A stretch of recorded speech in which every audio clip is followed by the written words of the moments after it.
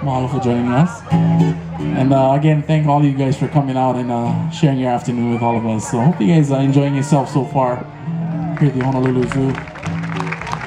Almost perfect, like you tell your kids, you know, if the kids getting in your hair, just tell them, you know what, go see the monkeys or something. Get out of here. Just don't jump in the crocodile cage or something.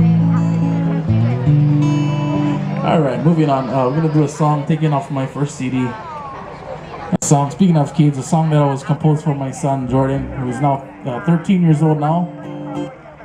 And was composed by fellow Hawaiian music artist Kuana Torres Kahele.